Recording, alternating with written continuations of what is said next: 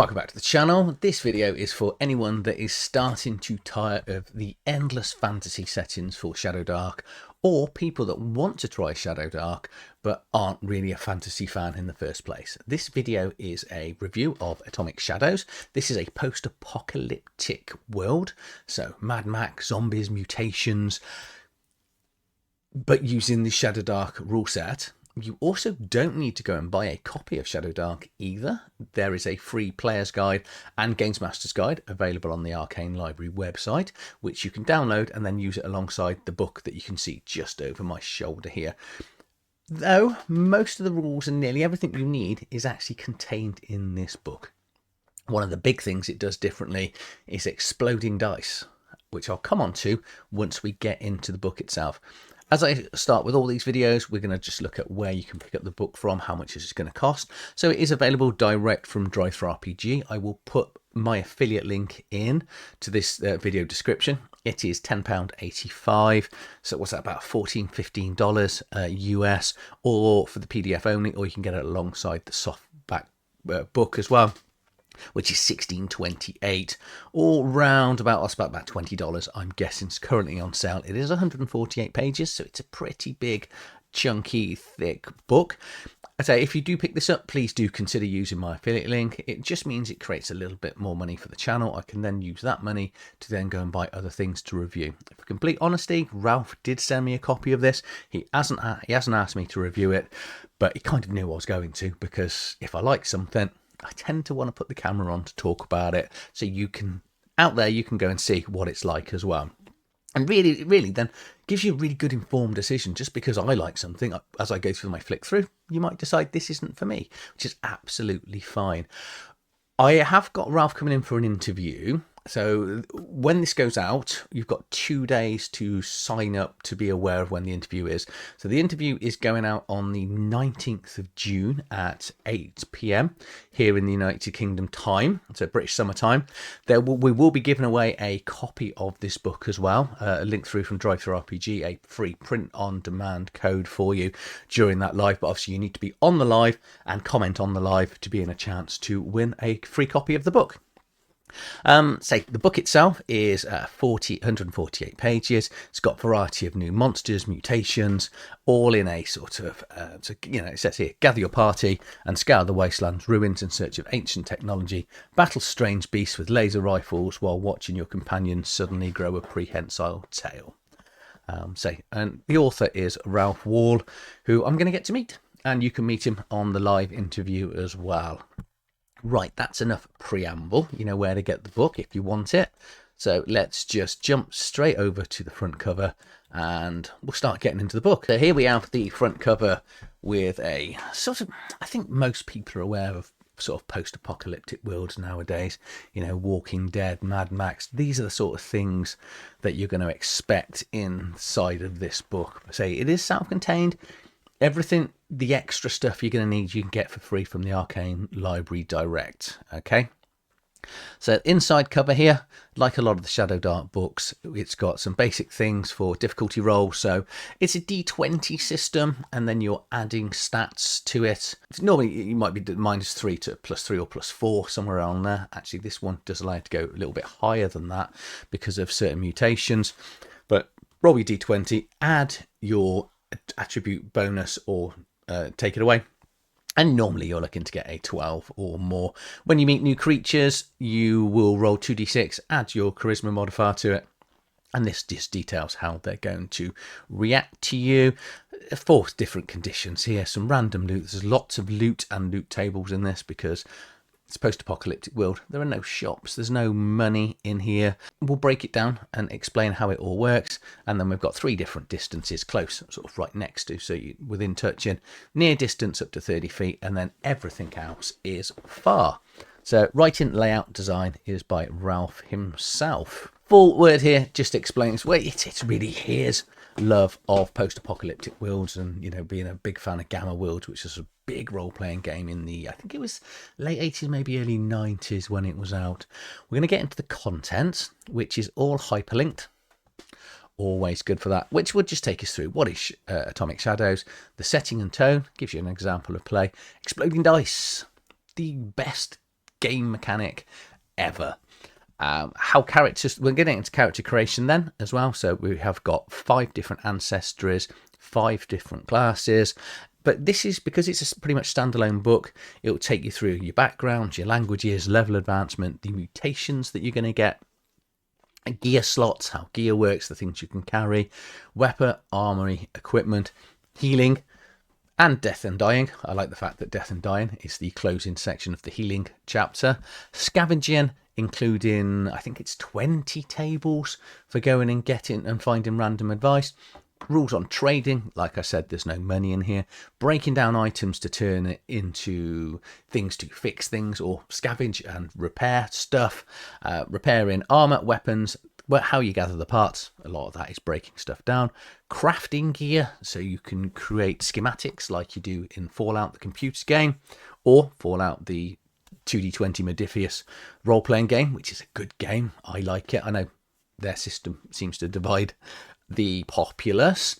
Modding gear, so a whole section here on existing mods, schematics, armor, weapons and firearms. Vehicles, highway hijinks, which includes chases, maneuvers, vehicle combat, random hazards, environment, radiation rules, factions. Is that enough, do you think? No, there's still more.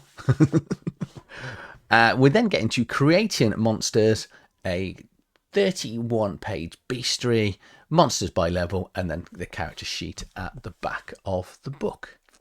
Absolutely ram-packed what's in here for the 144 pages, and the price is so cheap for what's included. What is Atomic Shadows? So Atomic Shadows is a post-apocalyptic adventure game designed to be used along the ShadowDark rules-based system. It's a dark and dangerous world. There's radiation storms, toxic environments that can kill you. Players can be human, genetically immune to mutations, or they can be anthropomorphic animals, sentient plants, or mutated humans. We've got different classes in here. Radiation is extremely deadly. The game introduces new weapons, armor such as ballistic guns, laser rifles, riot gears. The tone of the book is, so this doesn't contain a world. You're going to have to go out and create the world setting yourself. But some ideas for ending the world, so post-apocalyptic war, the rise of artificial intelligence, so sort of Terminator, that sort of plot, zombie apocalypse, alien invasion, interdimensional rifts. I'm sure with enough support and purchases of this book, Ralph will probably make some game settings. Well, these are the sort of questions I'm going to be asking him in the interview. So after you've watched this, actually, I'll put a link to the interview at the end of this video. Obviously, it's not going to appear there for the first 2 days when this video is live, but it just means if you're coming to this video after the 19th of June, 2025, better put the year in because you don't know how long this is going to be up for, then you'll be able to link into the interviews and sort of see the questions. To say it's a live interview as well, so if you are on the interview, come in, ask Ralph your own questions as well. Bit of an example of play, and then we've got boom, go the dice. This game is designed to be with exploding dice. So what an exploding dice is, if you roll a maximum on any die you used, you get to re-roll it again and then add it to the first roll. But if that second roll is a maximum, you get to explode it again, and you can just keep going. I have seen this in things like Savage Worlds where people have rolled damage in the 30s. It's absolutely swingy and fun. But what it does mean is you can explode your hit points as well. As you're leveling up, you will roll a D4, maybe a D6 or a D8.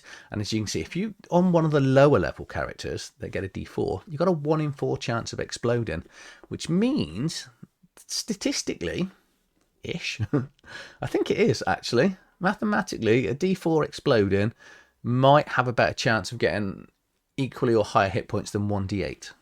Maybe. Feels in my head like it should do.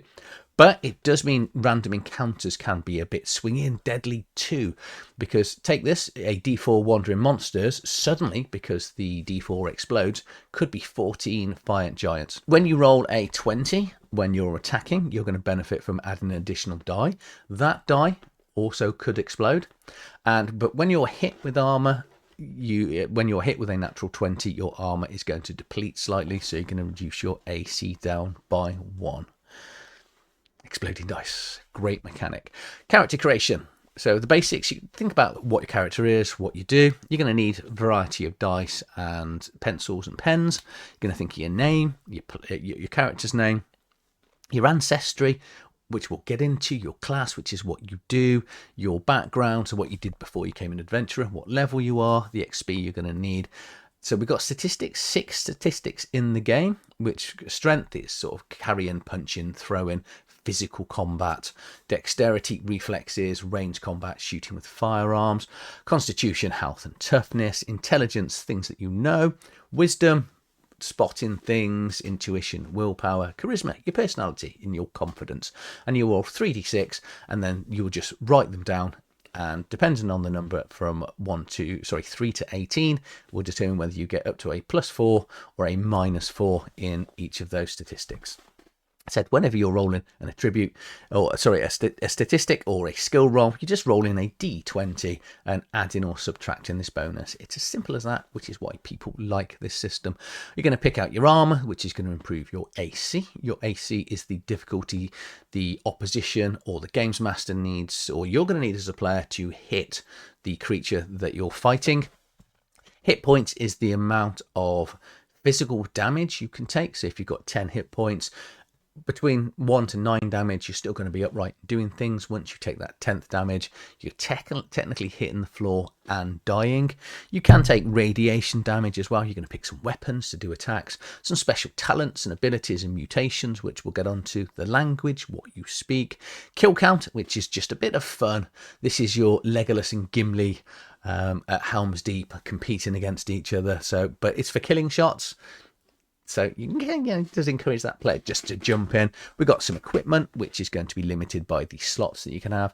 The amount of slots you can take up is your strength score or 10, whichever is higher. We've got a scavenger bag as well, which is going to hold all your scraps. And then we've got a trade bag, which is going to hold all your trade goods.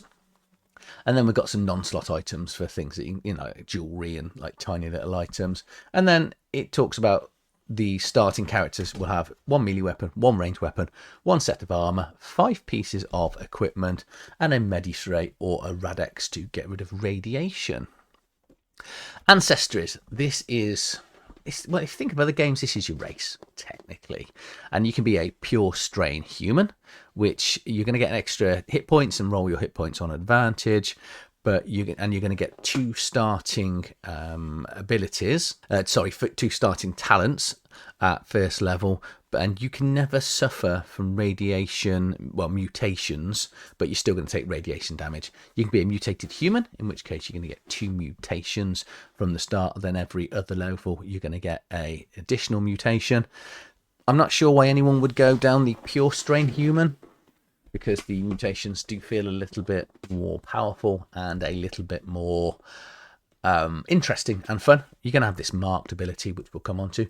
You can be a mutated animal. You're going to start with 1 random mutation, and then you can choose or roll a d3 depending on how you want to do it, and even have claws, hide or scales, or wings. But you can't fly with wings. You can glide. Or you want to be a sentient plant. And as a sentient plant, you're going to get 4 starting things. One of them is mobile, which is handy because it's not going to be a very interested in wild adventure. Especially you're not going to go and find a lot if you can't move. I've just got the idea of people scavenging just plants, just rolling their hands around themselves. Not anyway. Camouflage. You're going to be easy to hide and things, and you're going to start with 1 random mutation. So all 3 of these, mutated human, mutated animal, and plant, do get this marked ability, which is just a game mechanic, so people are aware you are mutated. I think they'd notice being a plant or an animal when you start talking, but if you don't want to think of your own, we've got some random tables here. So if you want to be avian, so any sort of bird, insect, mammal, or plant, or reptilian, we've got some random tables here just for inspiration. Mutant appearance, so this is just the sort of d12 roll you're going to roll. So none of this really has game effects. So you might have enlarged features, for example, if you rolled a 10, so big hands, big feet, or a big head. This big giant head. Your background, roll a d20, and this is what you did before you became an adventurer and you went out sort of discovering the world because you survived whatever it was. And how these work, so let's just pick blacksmith for example. So if you rolled a 2 and got a blacksmith, iron tends to your will and your skilled hands. When you're rolling any sort of skill check, then again, they are based off your stats. But if you're a blacksmith, you could argue that, when you're you're breaking down a weapon, for argument's sake, because you're a blacksmith, you're good at working with tools, then you could argue to the games master that you want to make the roll with advantage. And what that would do is you'd get to roll 2d20 and pick the higher, because that is your background and what you're skilled at. For example, if you are a hunter and you want to spot things in the distance, or look for tracks because you're tracking something, you could make wisdom rolls with advantage. So yeah, it's down for the players to really work their background into the skill checks. Different languages, obviously you need to make sure the players or the party at least have one language in common. That would be very handy. Going up levels, so as you go up levels, you will gain additional talents, which we'll come on to when we look at it. And every 10 experience that you get will mean you're going to get a new level. You're going to get some additional hit points as you go up the level. Every 2 levels, you're going to get a new talent. And if you are one of the mutant characters, you will gain a new mutation every 2 levels too. So it doesn't really make, as that basic human, I don't think many people will be queuing up to be one of those. Classes, so this is what you now do, and there are 5, and we're going to start with the gunslinger. Exactly how it sounds. This is a martial class. All people are proficient with all weapons and all armor, so anything that you find in this world you can shoot, attack with, use as a weapon.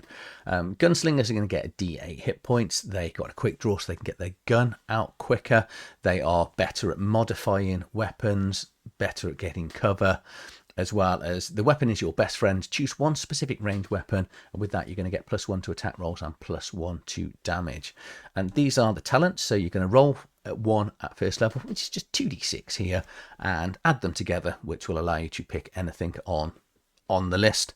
Well, not pick it, but you get what I mean, as in what you roll. However, actually 7 to 9 you can pick. You're going to choose whether you want Dex, Constitution, or Charisma in here. So by the time you get to 9th level, you will have 5 of those, 6 if you're a human. We've got the Savant here, which they're the sort of clever, nerdy type characters. So they're all into lore and hacking, and they've got mentor knowledge, so they can give precise instructions and help people out as well. So, and all their talents will increase things like Dex, Intelligence, and they can reduce the difficulty of their mentor roles. Scaver, which, as you'd imagine, is someone that's good at going out to the ruins for picking and finding valuable items in the wilderness. They're good at fixing things. They make the roll for salvaging on advantage, and they're really good at climbing, sneaking, hiding, and finding traps. We've then got survivalist, which are so they're going to get another d8 here. They're good at surviving out in the wilderness. They have got advantage on navigation, tracking, bushcraft, stealth, wild beasts. They can sense areas of radiation, and they are naturalists, so they're very good at surviving in the wild and creating remedies from that. And then finally we've got the Wasteland warrior, so the blood-soaked raider, acrobatic duelist with darting swords, or a grenade flinging maniac. They're going to get to add their Constitution to their gear slots. They're a road warrior, so they do not suffer disadvantage when fighting from mounted combat. They've got a brutal strike. When you roll a 1 or 2 on your damage roll, you may re-roll those die, but you've got to accept the second roll, but you've got such more chance of an exploding dice. And they get grit, so they have they choose strength or con, and they have advantage on checks with that statistic when it's these things like kicking down doors on strength or resisting effects of radiation. Constitution. Pick that one. Pick the second one.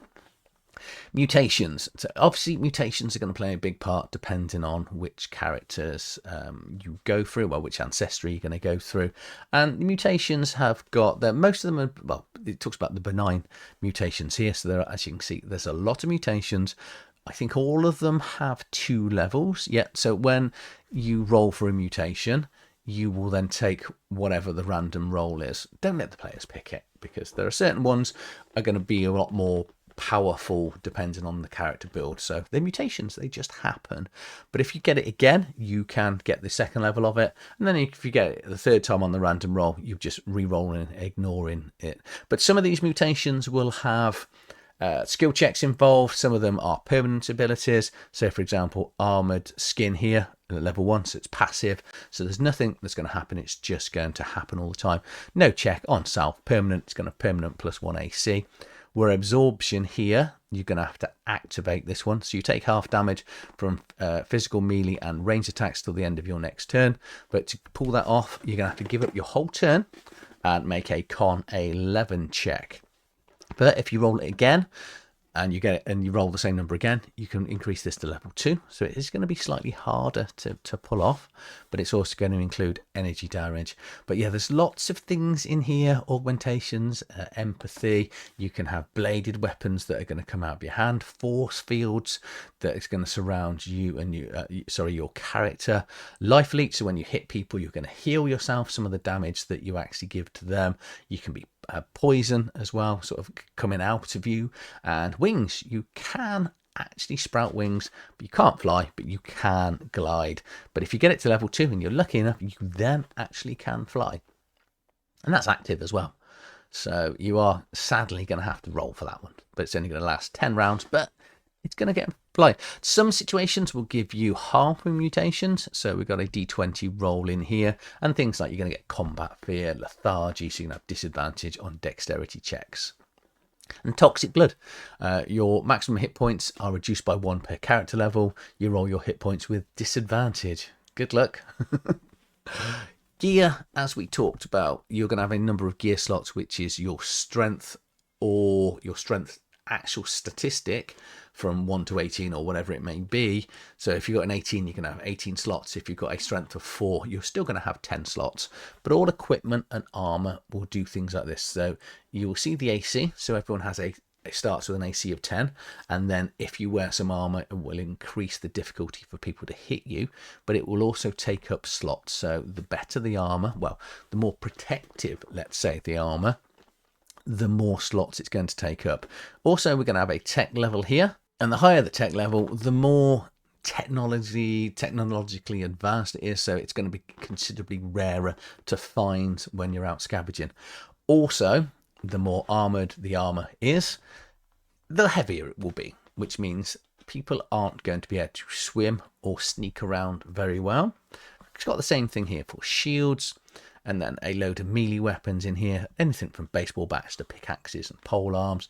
Then we've got a load of ranged weapons, slings, bows, pipe rifles, and things like that. There's no alphabetizing in the ranged weapons.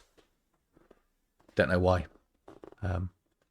It's a bit higgledy piggledy. I think it's almost by class of weapon when you look at it. But that's about it, because melee weapons are predominantly alphabetized. Key thing is we get with melee weapons that the damage dice is the dice that you roll. The range is how close or near they are. Properties we'll talk about in a second. And obviously we've got the tech level right at the end. The difference with ranged weapons is all ranged weapons, the only difference, they have this AD, which is the armor, what's it called? Ammo dice, that's it. So at the end of a combat, you will then roll this die, and if you roll a 1 on that die, you run out of ammo. It's as simple as that. So players then don't have to keep track of ammo. We've got the same rules for traps and explosives here too. Rules, so these are the properties that are included, so all the weapons. So if it's got an F next to it, it stands for finesse, so you can use your strength or dex on the weapon. Some weapons might need loading every round, some you can do trip damage, two-handed damage, and things like that. So it's all the sort of code words are in here. And again, for a little bit more detail on exactly how the traps and explosives works. Equipment, because you have got a certain amount of equipment you can carry due to the amount of slots that your players will have. They will either take up 1, 2, some of them maybe either 3 or 4, or they might even be free, because you can just technically put 10 bobby pins in your pockets. All food and drinks included. We've got corporate access cards for finding things, to getting into buildings that haven't yet collapsed. Medical stuff in here, like buff shot, cure shots, medi sprays. Regarding healing, when you rest and heal, you're going to and consume a ration and a litre of liquid, you're going to regain your hit points up to your maximum hit point total. So, and you're going to be able to cure 1 point of radiation damage as well. There are some additional things in here, so antitoxins, buff shots, cure wounds, sort of magic, not magic items, but it's, you know, like a healing potion type things are on here, like medi spray stuff as well, rad pills to get it down. But when you get to 0 hit points, you are technically dying. You will roll a d4 and add your con modifier to it or subtract it. But you're always going to have at least 1 turns, and players have got that many rounds to stabilize you. Or you can do it yourself. If you roll a d20, if you roll 20, you're going to get 1 hit point and stabilize. The other players must get close range, so right next to you, rake a intelligence check, DC 15, and they will be able to stabilize you. If they've got a first aid kit, this is going to give this roll on advantage. If that is a fail, or you run out of rounds because someone can't get next to you, you are dead and rolling a character. Scavenging, searching structures to go and find things. You would be with this, you're going to be rolling your wisdom, which you will either add or subtract, and depending on the class, you might get it advantage, disadvantage. Also, depending on the condition of the building, will give you modifiers to the roll here, and then depending on what you totally roll, will determine how many loot slots that you find, whether they're common, uncommon, or rare. Because once we get into money tends to evolve around loot, and depending on you could actually abstract it out to bronze, silver, and gold for common, uncommon, and rare. Is just a way of doing it, because, you know, whatever you can convince someone to take or in exchange for is up to you. There are some rules here if you are searching through different types of buildings. Now, buildings can collapse as they're going to, it's up to the games master to determine, but you're going to give the players, if the building is going to collapse, you're going to give the players a dex check opportunity to get away from it. Or if it's a collapsed building, they're going to take 3d8 damage. If it's severe, 2d6. They might survive severe. We've then got different roll d20 to determine what type of building it is as well. And then we've got 20 random tables here for each of the buildings that are on here. And they're themed, you know, so as you can imagine, if you're in a factory, you're going to pick automotive parts, fuel, lubricants, oil. And if it's a farm, seeds, pumps, you know, hand tools, garden decor, etc. in here. Military, police places, so it's a good place to get weapons and equipment, which imagine that's going to be somewhere places going to go. You're going to want to try and find out quite quickly. Religious facility, if you need some hard candies. So I did read that as the joys of being dyslexic. I read that originally on my go through, which is why I went to it. I read candles, but it's not. Because I was like, I don't know what a hard candle is. All candles are hard, apart from when they're lit, because they start to melt. You can get candles, I've just noticed now. Sometimes I should probably edit these mad ramblings out. Random gear table here of finding equipment, etc. for the players here on. So again, you can use this for loot and finding stuff on dead bodies and people that the parties have killed for 1st and 2nd level, 3rd to 5th level, and then 6th level. Trading, I've already kind of talked about that on how this is going to work, because there's no money in the game. The players will roll 2d6 plus or minus their charisma modifier to try and appease the person before they start trading, and they will end up hostile towards them, or they can, you know, if you roll well enough or you've got a good enough charisma bonus, you might get them all the way up to friendly. But it does say here, you know, you've got to remember what people want compared to needing. And obviously, if people want something, they might not necessarily trade as much as for something that they desperately need. So you might want to do a little bit of role playing, find out what players need before you get into trades. You can use your intelligence to modify and break down a part. So if you find a weapon or a vehicle and it's not, you don't need it, or it's already damaged beyond repair, you can actually break it down into the common, uncommon, and rare parts, depending on the tech level of the vehicle itself. or gun, or whatever it may be you're breaking down. Obviously, armor over time is going to deplete and take damage, so you're going to need to repair your armor. When you roll a 1 on your weapons, it's going to need to be repaired because it's jammed or unfixed. And these are just the number of parts you're going to need, as well as the difficulty rolling. For an intelligence-based roll, which is based on the tech level, you need to succeed to do that. You can craft things, so crafting works very much the same way. You can create schematics or find schematics as you go along, but once you've created an item, technically you can then create the schematics for it, and then it's not quite as difficult to do. Modifying equipment and gear pretty much works in exactly the same way as crafting. It's all done off your intelligence based on the tech level, and you're going to just require a certain amount of modding parts in there as well. And this gives you the benefits of what you can do to modify armor, melee weapons, or firearms weapons. So you can put things like scopes on your firearms, or gyro to do additional cold damage. Vehicles, got D12 of different vehicles in here, and the vehicles are going to have things like fuel, speed, maneuver abilities. So these are additional bonuses or you're going to add or subtract to your dice.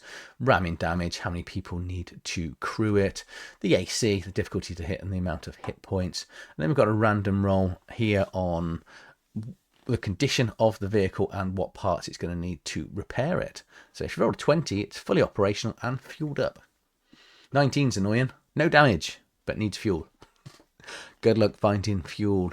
We've got rules here for tracking fuel for players. So you can be rolling a dice every D4 hours, and if you roll a 1, you're just going to run out of fuel. Rules for modifying, so it's very similar as before, but you can modify vehicles to put additional seats, superchargers in so it goes faster, increase this suspension. Rules for chasing here, which is basically done on opposed speed checks. You can do a variety of maneuvers and vehicle-to-vehicle combat. The world is a hazardous environment, so obviously players, if they don't consume rations and a litre of water each day, they're going to start to become hungry.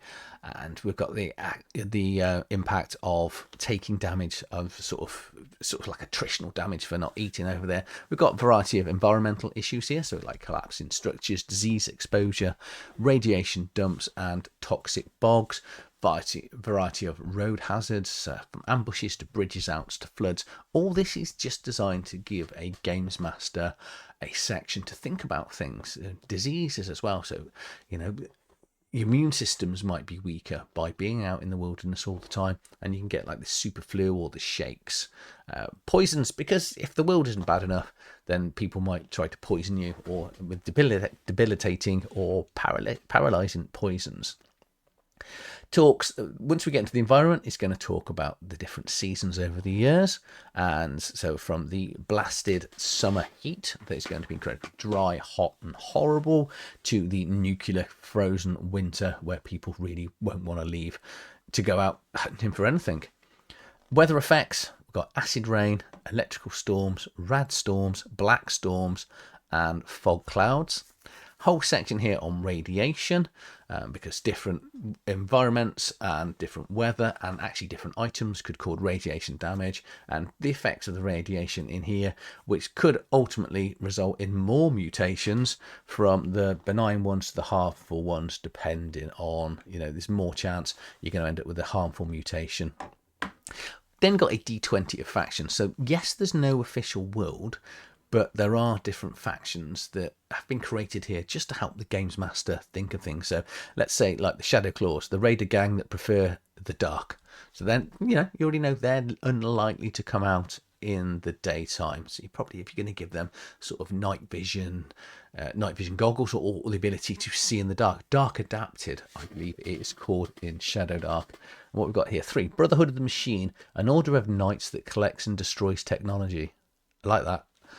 I like the idea of, it's the futuristic things that did this to the world, so we must go around destroying everything. And because they're knights, they're going to do it from a very sort of chivalric, I'd have them as chivalric chase. These, like you think back to the old Knights Templars, that everyone has this wonderful image of these great people, but when you look at it, they probably weren't as nice as they were, because, they're quite fanatical, aren't they?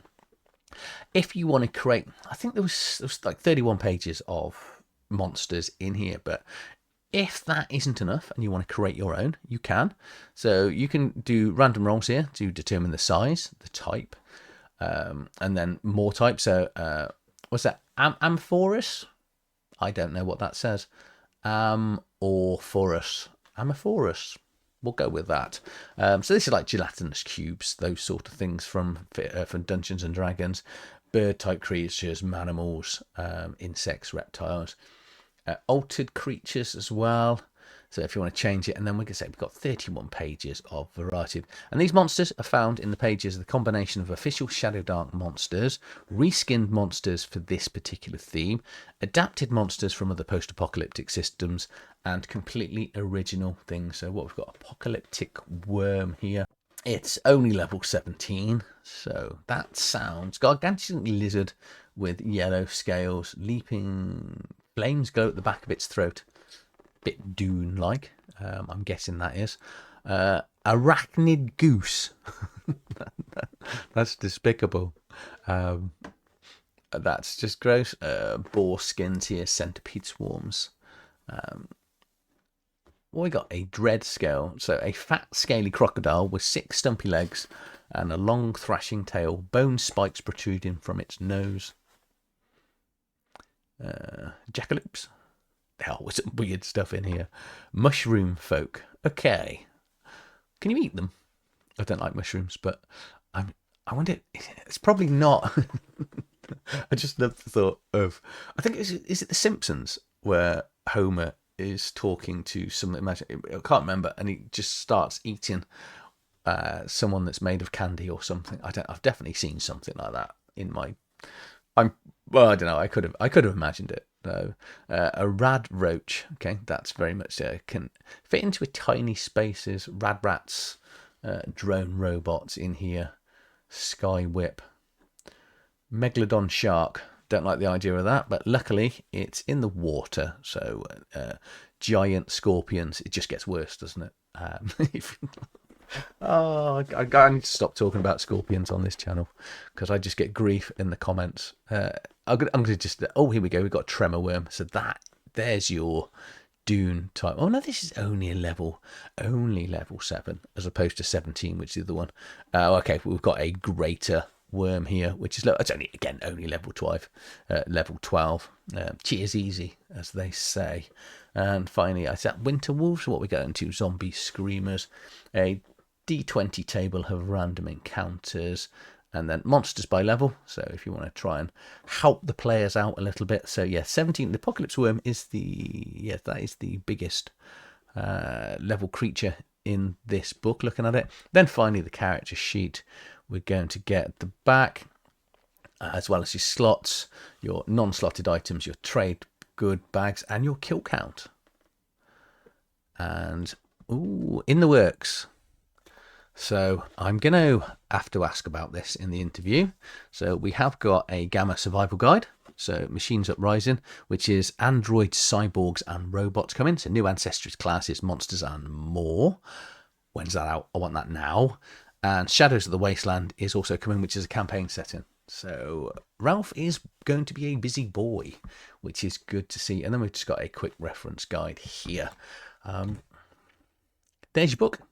There's your 148 pages of absolute post-apocalyptic goodness. That's all I got to say on that. I think I covered it as I went through. I think it's really good. I'm so pleased this was sent to me. I say we are going to give away a copy of it. If you're going to go and buy one because you've missed the giveaway or you can't attend the live interview, please do consider using my affiliate link.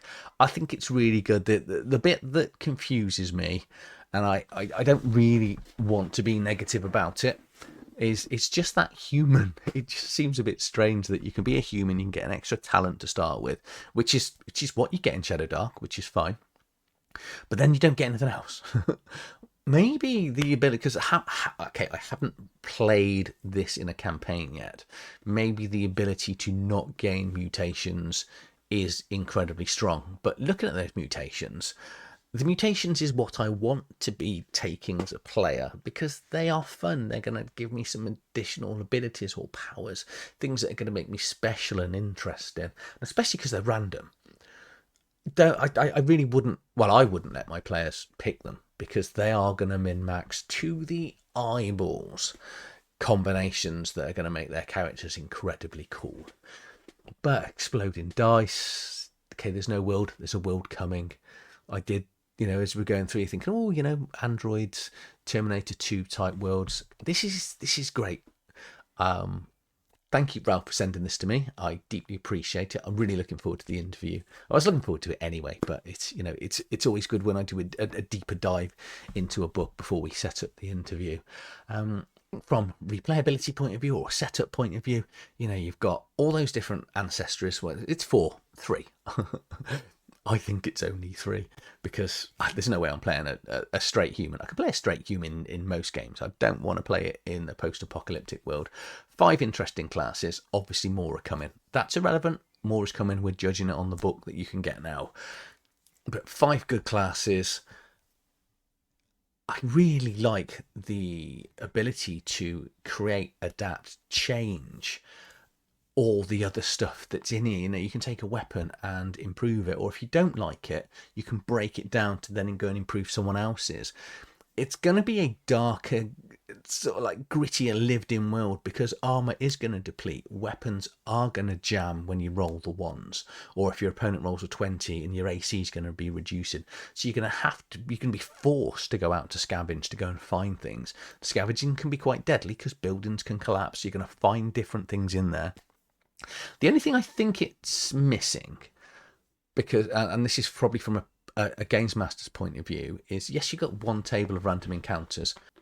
I think it would have been nice to have a little bit more for sort of going out, and when you're out in the wilderness, random things to get. Obviously, as a games master, you can work it out, but kind of thinking, why wasn't that in there? But also, what is the chances for buildings collapsing? And we see the impact of it collapsing. I'm sure it's coming because I'm going to make him put it in or get a writing credit myself. One day someone will give me a writing credit for just suggesting something on my channel. But if you've enjoyed this video, if you're going to buy it, please let me know in the comments below. If you've played this, also let me know in the comments below. And I'll see you on the next one. Thank you for watching.